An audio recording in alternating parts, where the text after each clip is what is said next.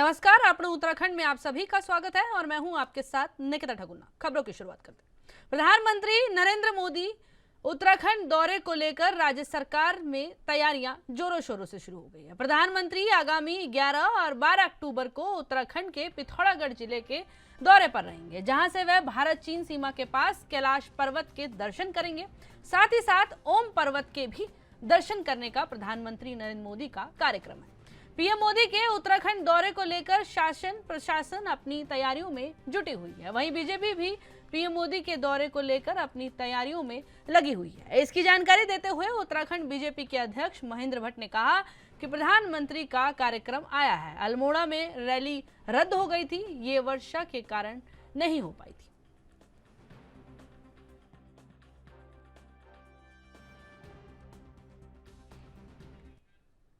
बुधवार को उत्तराखंड के सीएम पुष्कर सिंह धामी ने वसुंधरा राजे को उनके गृह क्षेत्र में पार्टी की परिवर्तन संकल्प यात्रा से बाहर किए जाने के बाद बीजेपी की राजस्थान इकाई के भीतर गुटबाजी की अटकलों को खारिज कर दिया है। बता दें कि राजस्थान की पूर्व मुख्यमंत्री और केंद्रीय मंत्री वसुंधरा राजे की झालावाड़ में कार्यक्रम से अनुपस्थिति में पार्टी के भीतर दरार की अटकलें शुरू हो गई हैं। झालावाड़ में कार्यक्रम के लिए कोटा पहुंचे धामी ने कहा, बीजेपी राजस्थान में सत्ता में वापसी कर रही है, जहां साल के अंत में विधानसभा चुनाव होने हैं।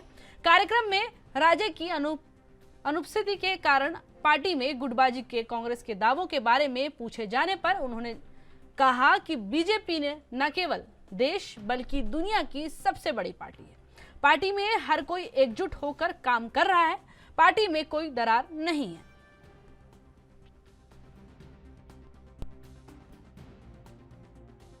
मैं आप सबसे निवेदन करने के लिए आया हूं कि 2018 से पहले राजस्थान के अंदर अनेकों काम हो रहे थे। आज मैं देख रहा था, इस रथ पर सवार होकर जब आया, अनेकों जगह पर तमाम सड़कों पर गड्ढे दिखाई दे रहे थे, पूरा रथ हिल रहा था। तो मैंने कहा, भाई ऐसा लग रहा है कि यहाँ कांग्रेस की सरकार होगी। इसीलिए यहाँ पर जो है, क्योंकि मैं कल मध्य प्रदेश में था, पूरे दिन भर कल मैं मध्य प्रदेश में था। मध्य प्रदेश की सड़कें अच्छी है, उत्तर प्रदेश की सड़कें अच्छी है।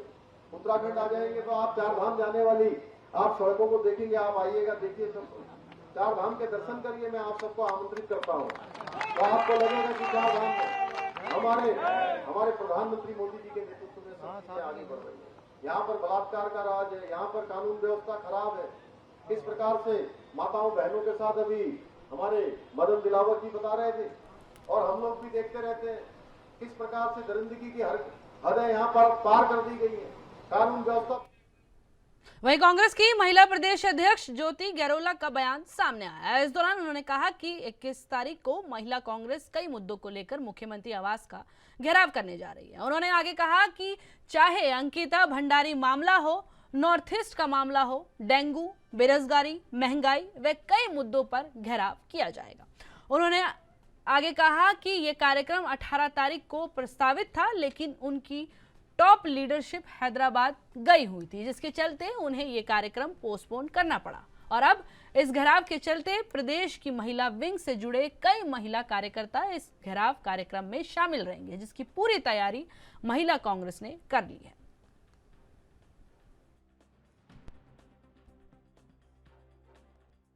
देखिए, 21 तारीख को महिला कांग्रेस मुख्यमंत्री आवास का घेराव कर रही है, और उसमें जो हमारे मुख्य मुद्दे हैं, जो प्रदेश में आज एक डेंगू महामारी की तरह फैल रहा है, उसके खिलाफ है। अंकिता भंडारी की हत्या को 1 साल हो चुका है, उसको, उस बच्ची को, हमारे पहाड़ की बेटी को न्याय नहीं मिला, उसके खिलाफ है।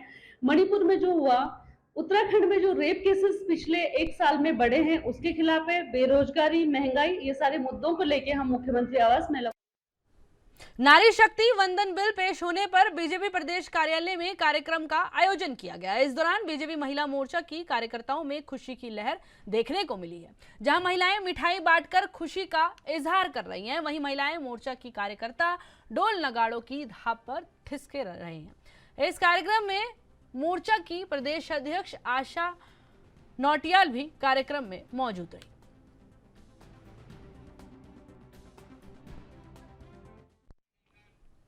वहीं उत्तराखंड अल्पसंख्यक आयोग के उपाध्यक्ष और बीजेपी के वरिष्ठ नेता मजहूर नईम नवाब ने केंद्रीय कैबिनेट ने महिला आरक्षण बिल को मंजूरी देने और इसे लोकसभा में पेश करने के लिए प्रधानमंत्री नरेंद्र मोदी समेत पूरी कैबिनेट का आभार व्यक्त किया।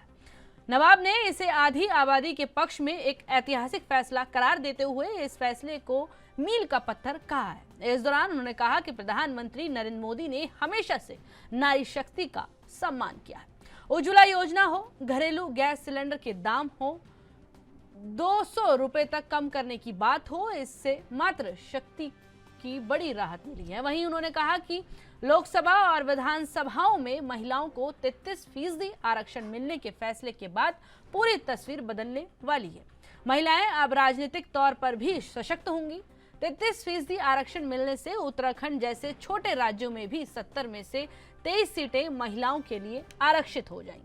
उन्होंने कहा कि देश की आजादी के अमृतकाल में प्रधानमंत्री द्वारा किए गए इस ऐतिहासिक फैसले से पूरे देश की महिलाओं में आत्मसम्मान और आत्मविश्वास का भाव पैदा होगा।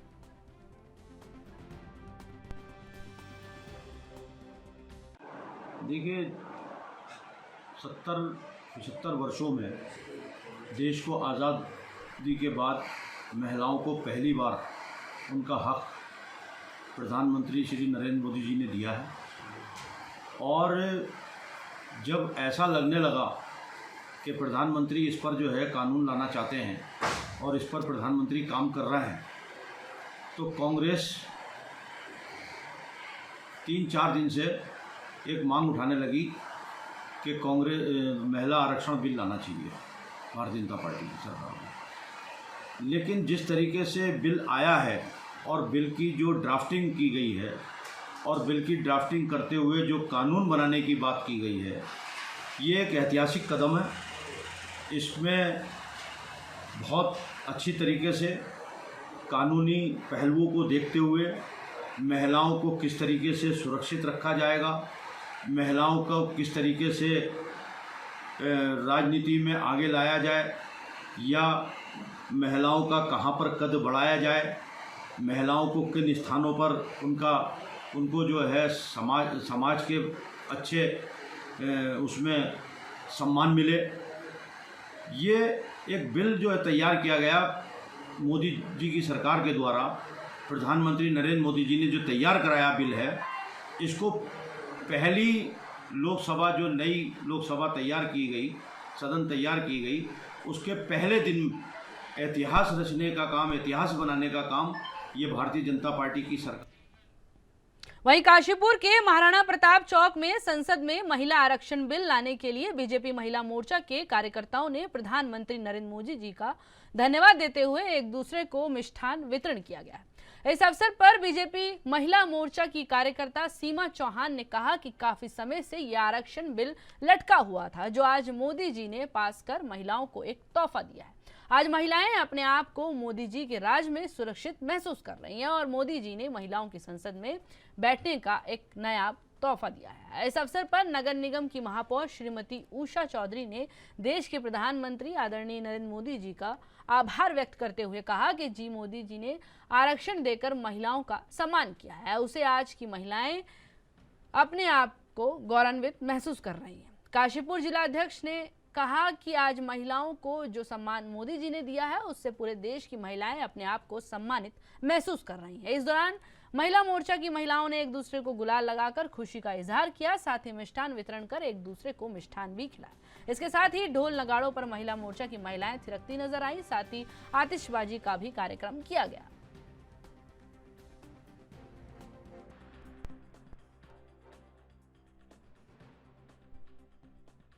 किस तरीके आज हम सभी बहनें यहाँ पर मोदी जी का धन्यवाद प्रस्तुत करने हेतु यहाँ पर आए हैं और अपनी खुशी के द्वारा मोदी जी को ये आवाज़ जाएगी जो इस ऐतिहासिक फैसले विश्व की महिलाओं को सदैव से इंतजार, क्योंकि आज महिलाएं आबादी 50% महिलाएं हैं और महिलाओं को ये उम्मीद थी कि हम 50% होने की हमारी भी, चाहे वो लोकसभा हो विधानसभा हो, इसमें हमारी भी सहभागिता होनी चाहिए। और इसके लिए ऐतिहासिक फैसला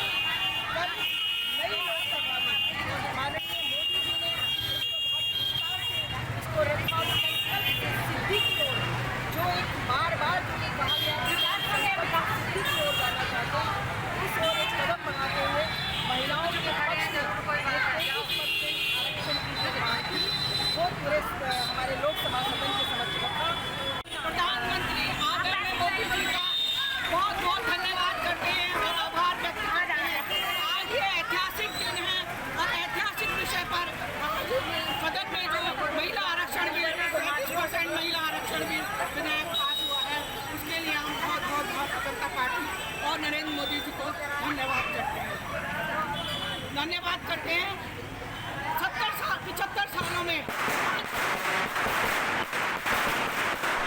75 सालों में आज पहली बार ऐसा हुआ है कि महिला आरक्षण बिल पास हुआ है और 27 साल से ये लोकसभा में और अटका हुआ था, लेकिन कोई भी पार्टी इसे बहुत ही गहराई से नहीं लेना चाहती थी, क्योंकि सब लोग ये चाहते थे कि महिलाओं को अपनी बराबरी का दर्जा ना दिया जाए।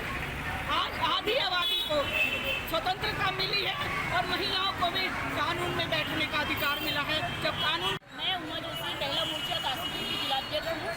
आज हमारी भारतीय जनता पार्टी ने एक ऐतिहासिक फैसला लिया है जिसमें 33% आरक्षण पूरे महिलाओं को दिया है विधानसभा और लोकसभा में, और उसी के तहत आज पूरे देश में पूरे राष्ट्रीय स्तर पर महिला मोर्चा जश्न मना रहा है। इसी के चलते काशीपुर की महिला मोर्चा के साथ यहाँ पे एकत्रित होकर मोदी जी का धन्यवाद कर रहे हैं। ये एक अभी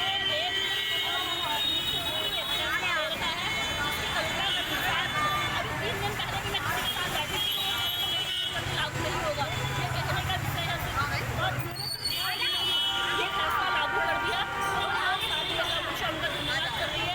आने वाले समय में लोकसभा में और विधानसभा में बहुत बड़ी तादाद में महिला मोर्चा दिखेगा, महिलाएं दिखेंगी और महिलाएं प्रदेश का अपने विधानसभा का। मुख्यमंत्री पुष्कर सिंह धामी मध्य प्रदेश और राजस्थान चुनाव में प्रचार के लिए दौरे पर हैं। इसको लेकर बीजेपी के प्रदेश अध्यक्ष महेंद्र भट्ट ने मीडिया से बातचीत करते हुए कहा कि पूरी बीजेपी एक परिवार की तरह है। उन्होंने कहा कि मुख्यमंत्री पुष्कर सिंह धामी के कामों के चलते उनकी चर्चा पूरे देश में है। उन्होंने आगे कहा कि मुख्यमंत्री पुष्कर सिंह धामी ऐसे कड़े फैसले लिए जिसके चलते जनता ने उनके फैसलों को स्वीकार किया और आज उनके फैसलों की बदौलत पूरे देश में मुख्यमंत्री पुष्कर सिंह धामी की चर्चा है। उन्होंने कहा कि यही वजह है कि मुख्यमंत्री पुष्कर सिंह धामी को उनकी ख्याति की वजह से देश के कई राज्यों में चुनाव के लिए बुलाया जा रहा है और उनके साथ कई विधायक और नेता भी शामिल हैं।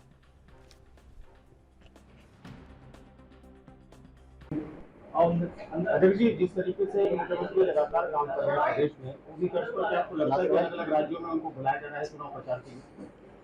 देखिए, पूरे देश के अंदर जहाँ भी चुनाव होते हैं, हम एक परिवार के रूप में उस चुनाव में सारे प्रदेश देश के कार्यकर्ता लगते हैं और मुख्यमंत्री धामी जी का तो आज जो स्थान है वो पूरे देश के अंदर एक प्रभावी स्थान के रूप में स्थापित हुए हैं। उनका लीडरशिप में जहाँ हमने उनको धर्म रक्षक धामी के रूप में जनता ने स्वीकार किया है, उनके विकास कार्यों के चर्चाएं भी पूरे देश के अंदर है।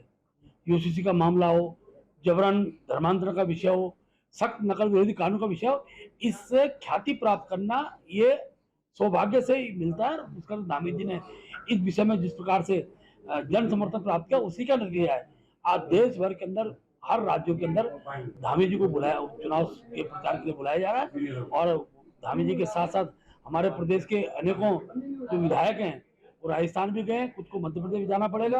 हमारे महामंत्री संगठन आज फिर पुनः राजस्थान गए हुए हैं, मेरा भी जाना होगा। तो हम सब लोग मिलकर ही चुनाव की विजय की ओर आगे बढ़ाते हैं और ये हमारे कार्य की। फिलहाल वक्त हो गया एक छोटे से ब्रेक का, जल्द हाजिर हूं।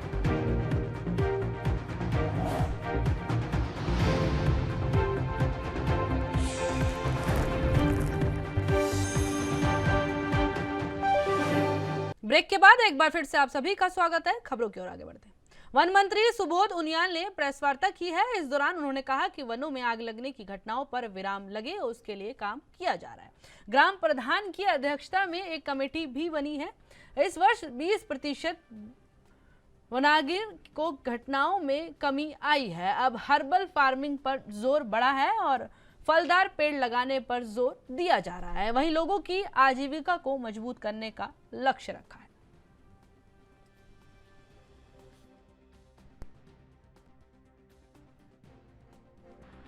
अभी देखिए, कच्चा मकान पूर्ण रूप से मकान जो था उसके पैसा बहुत कम था, इसको हमने 1,91,000 किया।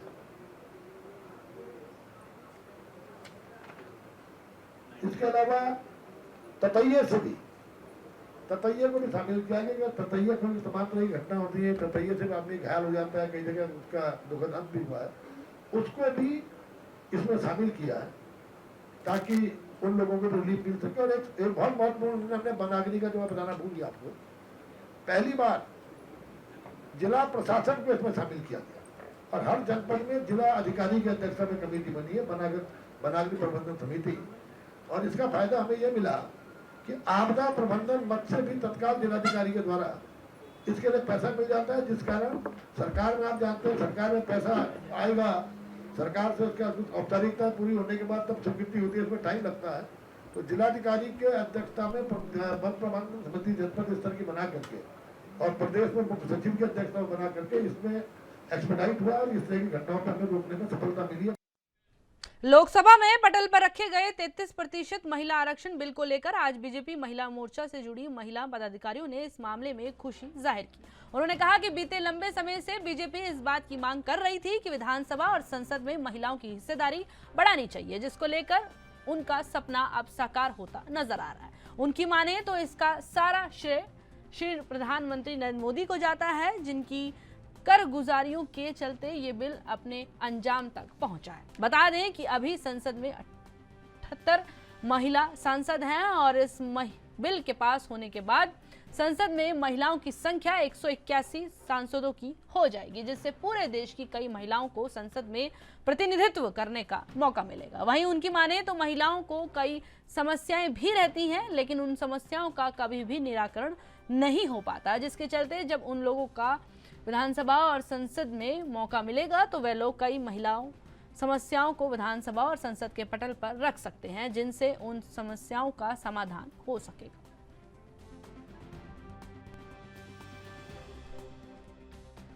तो मैडम 33% आरक्षण का अब फायदा मिलने जा रहा है महिलाओं को, किस तरीके से देखते हैं? देखिए, उत्तराखंड राज्य महिलाओं ने ही बनाया है और भारतीय जनता पार्टी महिला मोर्चा जब विपक्ष में था तब से इस 37% की मांग उठाता रहा है, हमारे एजेंडे में भी था। और आज हमारे आदरणीय प्रधानमंत्री जी ने जो कहा वो किया और ये भी आज बिल पास करके दिखा दिया कि वो महिलाओं के कितने हितैषी है। चाहे महिलाओं के शौचालय की चिंता से लेके बेटी बचाओ बेटी बचाओ, आज मोदी जी के कारण हम महिलाएं विधानसभा और लोकसभा में पहुंचेंगे, तो ये हमारे लिए बहुत ही गर्व की बात है। मैं माननीय प्रधानमंत्री जी को बहुत बहुत धन्यवाद देती हूँ, पूरी जिन्होंने बिल पास किया है, अपने सांसद भाइयों और बहनों का भी बहुत बहुत धन्यवाद करती हूँ। आज गणेश चतुर्थी के दिन उन्होंने इस संकट से भी हम महिलाओं को मुक्त कर दिया और हम आने वाले समय में महिलाएं बड़ी संख्या में संसद में पहुंचेंगी, विधानसभा में पहुंचेंगी और अपनी समस्या जो महिलाओं की समस्या है उनके लिए वो नीति बनाएंगी। ये एक बहुत ही अच्छी बात है। मैं बहुत बहुत धन्यवाद करती हूँ। मैम, अब एक बहुत बड़ा सपना जो महिलाओं का है विधानसभा और पार्लियामेंट में पूरा होने जा रहा है, किस रूप से देखते हैं इसको? मैं क्या, हमारे पूरे प्रदेश की, हमारे देश की जो महिलाएं हैं इसे बड़े हर्षोल्लास के साथ इसका स्वागत करती हैं। मैं पहले भी ये बात बोल चुकी हूँ, फिर से बोल रही हूँ कि पहले जो महिलाओं की लड़ाई थी वो 100% पे थी। 100% लड़ाई पे अपनी जगह पाना बहुत डिफिकल्ट हो पा रहा था, लेकिन आदरणीय मोदी जी, हमारे प्रधानमंत्री जी की मैं उनको धन्यवाद प्रेषित करती हूँ। उनकी वजह से ये संभव हो पाया कि हम महिलाएं जो है 33% की जो लड़ाई है वो उन्होंने हमें जिता दी है। बाकी हमारे कर्म और कार्यों पर डिपेंड करता है। 33% का जो एक बहुत लंबे से समय बिल चल रहा था, अब उसको अंतिम रूप दिया जा रहा है सरकार द्वारा, किस तरीके से देखते हैं? ये बड़ा ही स्वागत योग्य निर्णय है। सरकार ऐसा करने जा रही है क्योंकि राजनीति में महिलाएं हैं, पर अभी तक ऐसा लग रहा था कि बिना मंजिल की लड़ाई महिलाएं लड़ रही हैं। महिलाओं को राजनीतिज्ञ के रूप में ना समझ के एक वोटर की हैसियत से साधा जाना कि महिलाओं को खुश कर दें, ये कर दें, ये नहीं चलेगा। और माननीय मोदी जी ने इस बात को स्वीकारा और देखा, और बहनों के लिए कि राजनीति में जब तक वो अपना स्थान नहीं बनाएंगी, संसद में नहीं आएंगी, विधानसभा में नहीं आएंगी और जो अपनी समस्याएं हैं उनके ऊपर नीति बनाने में सहयोग और सुझाव नहीं करेंगी, तब तक समस्याओं का निराकरण नहीं होगा।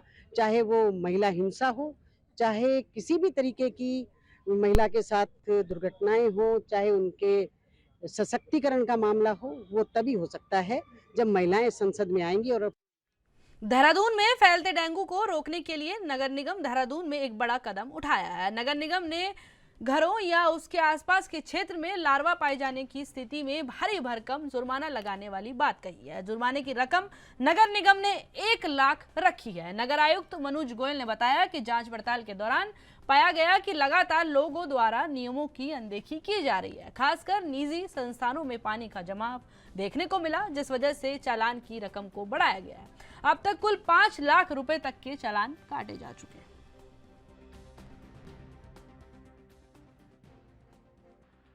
जैसा आप जानते हैं कि डेंगू के केसेस बढ़ रहे हैं और हम लोग के सर्वेक्षण में और जो हम लोग ये इंस्पेक्शंस भी कर रहे हैं उसमें पाया जा रहा है कि प्राइवेट प्रतिष्ठानों में चाहे कमर्शियल हो चाहे रेजिडेंशियल हो लार्वा मिल रहा है।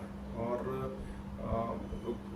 पूरी जानकारी भी दे चुके हैं कि कोई भी व्यक्ति जो है अपने घर में परिसर में पानी को रुकने ना दे, रुके हुए पानी में ही लार्वा पाया जाता है, परंतु उसके बाद भी कई जगहों पे लापरवाही देखने को मिल रही है। तो ऐसी स्थिति में ये आवश्यक हो गया है कि जो लोग जो हैं हैबिचुअल ऑफेंडर के रूप में निकल के आ रहे हैं या लोग जो अपना व्यवस्था नहीं कर रहे जिस कारण उनके घरों में तो बीमारी को दस्तक दी जा रही है, परंतु साथ ही साथ आसपास के लगते हुए एरियाज़ को भी जो एक तरीके से डेंजर जोन में लेके आया जा रहा है। तो उन पे चलानी कार्रवाई हम लोग अभी लगातार कर रहे हैं और चालान भी हमने बढ़ा दिए हैं। पीछे 5 से 6 दिनों में करीब 5 लाख के हम लोगों ने चालान भी किए हैं। ये कार्रवाई लगातार जारी है और आगे भी अगर इस प्रकार से हमको लार्वा पाया जाता है, मिलता है प्राइवेट प्रॉपर्टीज़ में, तो उसमें हम लोग और आपको उत्तराखंड में मेरे साथ इतना ही। देश की तमाम बड़ी खबरों को देखने के लिए देखते रहिए ANB न्यूज़। नमस्कार।